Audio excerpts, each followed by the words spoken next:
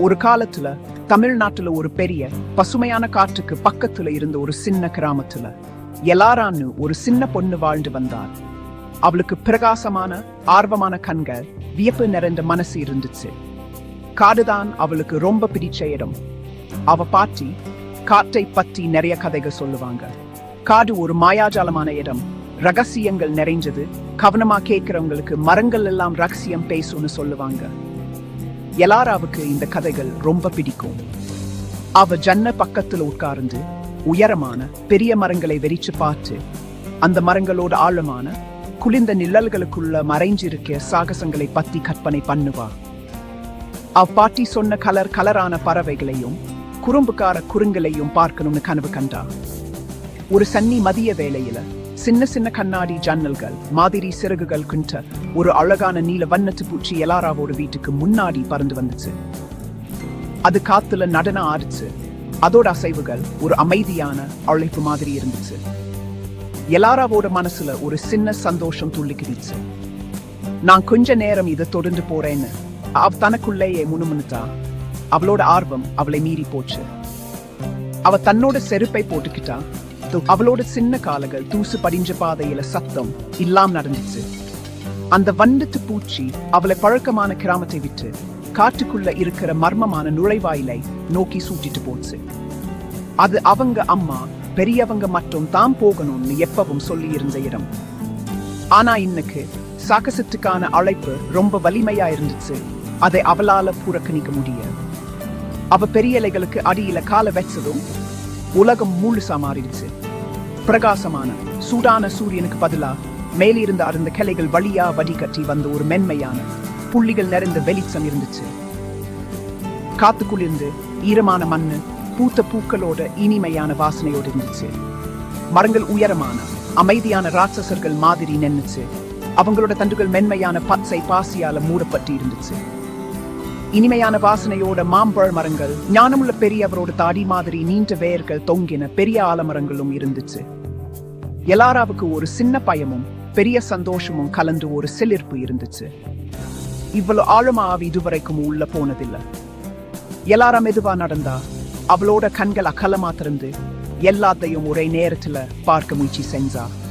அப்பாட்டியோட வார்த்தைகள் அவளுக்கு ஞாபகம் வந்துச்சு. காடு தனக்குன்னு ஒரு மொழி பேசுது. என் செல்லம், நீ கேட்க கத்துக்கணும், அவ்வளவுதான். எல்லாரும் அமைதியா நின்னு ஒரு நிமிஷம் கண்ணை மூடிக்கிட்டா. அவ கேட்டா.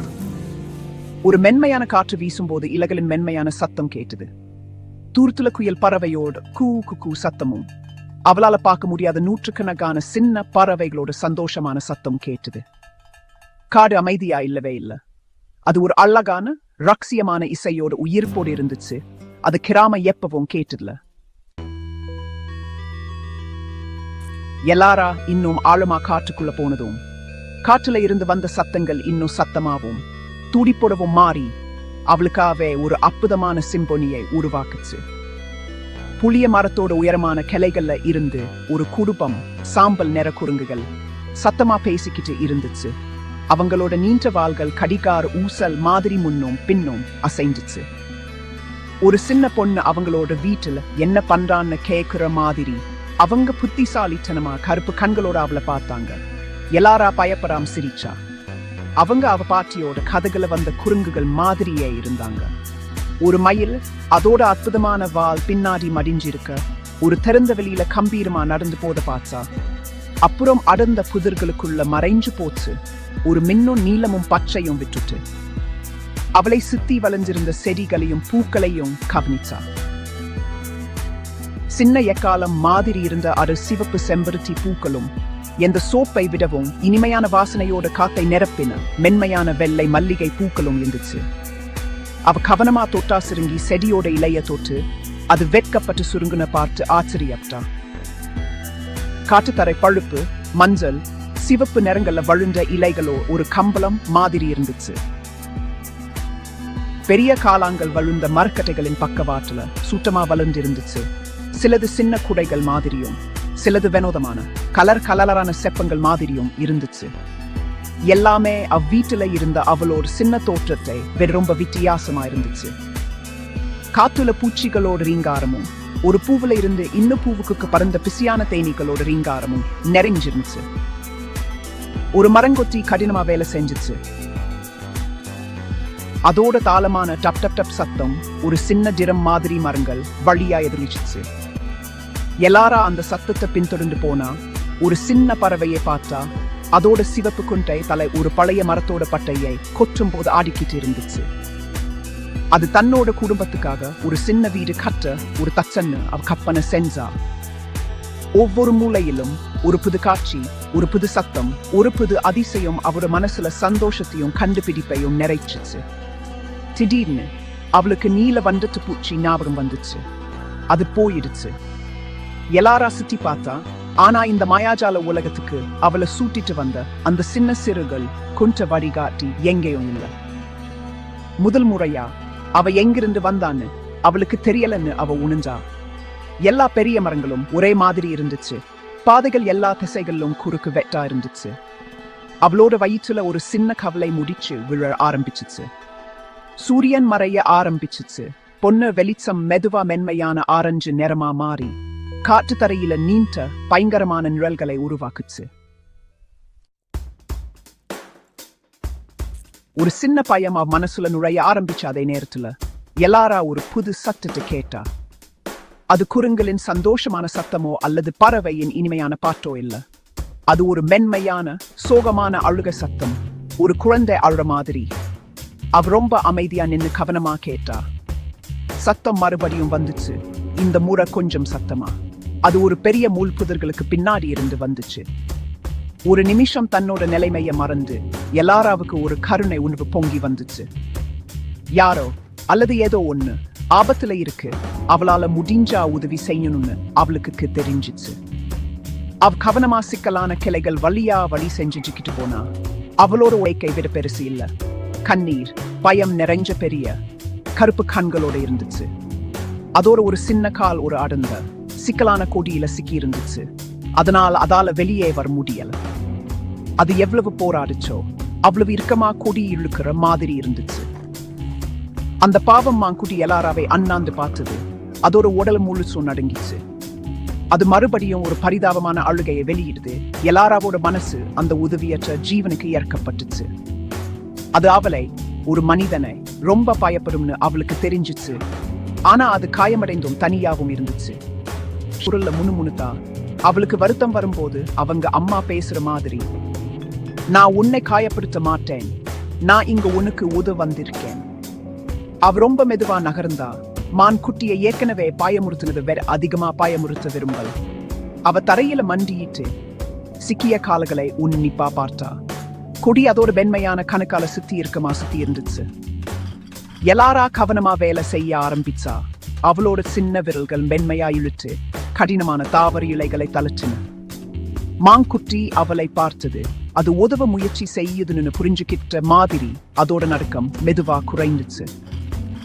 சில நிமிஷம் பொறுமையா வேலை செஞ்சதுக்கு அப்புறம் மென்மையா இழுத்ததும் கொடியின் கடைசி பகுதி தளர்ந்துச்சு. மாங்குட்டியின் கால விடுதலையாகிடுச்சு. அது நடுங்கி எழுந்து சில தள்ளாடும் படிகள் எடுத்து வச்சிச்சு. அப்புறம் அது தலையை திருப்பி எல்லாராவை பார்த்தது. அதோட பெரிய பழுப்பு கண்கள் நன்றியுடன் பார்த்தது. அது தன்னோட ஈரமான மூக்கால அவளோட கையை மென்மையா தள்ளுச்சு, நன்றி சொல்ற மாதிரி. அந்த நேரத்தில் ஒரு சத்தமான அழைப்பு மரங்க வழியா எதிரொலிச்சிச்சு. மாங்குட்டியின் காதுகள் நிமிர்ந்துச்சு. அது ஒரு சந்தோஷமான சத்தத்தோட பதிலிச்சிச்சு. அதோட அம்மா அதை தேடிட்டு இருந்துச்சு. ஒரு நிமிஷம் கழிச்சு ஒரு அழகான பெண்மான் மாங்குட்டியோட அம்மா மரங்கள் வழியா வந்துச்சு. அது தன்னோட குட்டி கிட்ட விரைஞ்சு போச்சு. அதை அன்பா தள்ளி அது சரியா இருக்கான்னு உறுதிப்படுத்திக்கிச்சு. அப்புறம் அது எல்லாராவை பார்த்தது. ஒரு நீண்ட நிமிஷம் அந்த பொண்ணும் மானும் ஒருத்தர் வெறுமனை பார்த்துக்கிட்டாங்க. தாய் மானோட கண்கள பயம் இல்ல, ஒரு ஆழமான அமைதியான புரிதல் மட்டும் இருந்துச்சு. அப்புறம் அந்த தாய்மான் திரும்பி தன்னோட குட்டி சந்தோஷமா பக்கத்துல ஓடி வர எல்லாரா பார்க்காத ஒரு மறைஞ்ச பாத வழியா வழி காட்டிச்சு. மான் அவளுக்கு வெளியே செல்லும் வழியை காட்ட விரும்பிய மாதிரி இருந்துச்சு. எல்லாரா அவங்களை நன்றியுன்போடு பின்தொடர்ந்தா. அந்த பாதை தெளிவா நடக்கிறதுக்கு எளிதா இருந்துச்சு. அது நேரா காட்டுக்கு வெளியே வெளிச்சம் அதிகமாயிருந்த இடத்தை நோக்கி சூட்டிட்டு போச்சு. அவங்க கிராமத்தோட எல்லையில இருந்த திறந்த வெளியை அடைஞ்சதும் தாய்மானும் அதோட குட்டியும் நின்னுச்சு. மான் குட்டி எல்லாராவை கடைசியா ஒரு பார்வை பார்த்தது. அப்புறம் ரெண்டுமே அமைதியா காற்றுக்குள்ள பாதுகாப்பா மறைஞ்சு போச்சு. சூரியன் மறைஞ்சுடுச்சு. முதல் நட்சத்திரம் மாலை வானத்துல மின்னிச்சு. எல்லாரா தன்னோட வீட்டுல இருந்து வந்த சூடான வரவேற்கும் விளக்குகளை பார்க்க முடிஞ்சிச்சு. பாதுகாப்பா இருந்தா. மீதி தூரத்தை ஓடினா. அவளோட மனசுல ஒரு விசித்திரமான புது சந்தோஷம் நிறைஞ்சிருந்துச்சு. வீட்டுக்கு வந்ததும் பாட்டி வாசல காத்துக்கிட்டு இருந்தாங்க. அவங்க முகத்துல கவலை தெரிஞ்சிச்சு. ஆனா எல்லாராவை பாதுகாப்பா நல்லா பார்த்ததும் அவங்க முகத்துல ஒரு நிம்மதியான புன்னகை வந்துச்சு. எல்லாரா தன்னோட பாட்டியோட கைகள்ல ஓடி எல்லாத்தையும் சொன்னா. நீல வந்துட்டு பூச்சி, சத்தமா பேசின குரங்குகள், அழகான பூக்கள், அப்புறம் தொலைஞ்சு போன சின்ன மாங்குட்டி. பாட்டி பொறுமையா கேட்டாங்க. அவளோட முடிய தடவி கொடுத்தாங்க. நீ ரொம்ப தைரியமான பொண்ணு, என் குழந்தைன்னு அவங்க மென்மையா சொன்னாங்க. நீ ரொம்ப கருணையுள்ள பொண்ணு. காடு உன்னோட மனசுல இருந்து நல்லதை பார்த்து நீ வீட்டுக்கு வழி கண்டுபிடிக்க உதவி செஞ்சிச்சு. அந்த நாள்ல இருந்து எல்லாராவோட காட்டுக்கான அன்பு இன்னும் ஆழமாச்சு. அது வெறும் மரங்களும் விலங்குகளும் உள்ள இடம் இல்ல, ஆனா கருணைக்கு பதிலளிக்கும் ஒரு உயிருள்ள உழவன்னு அவ புரிஞ்சுக்கிட்டா. அந்த மதிய வேலையில அவ ஒரு மதிப்பு மிக்க பாடத்தை கத்துக்கிட்டா. தைரியம்னா பயம் இல்லாம இருக்கிறது இல்ல. நீ பயப்படும் போதும் மற்றவர்களுக்கு உதவுறதுதான். நீ இயற்கைய மரியாதையோடும் கருணையோடும் நடத்தினா அது எப்பவும் உன்னோட நண்பனா இருக்கும். நீ தொலைஞ்சு போகும்போது உனக்கு வழியை காட்டும். உன்னோட மனசை அதோட அமைதியான் அற்புதமான மாயாஜாலத்தால நிரப்பும்னு அவ கத்துட்டா.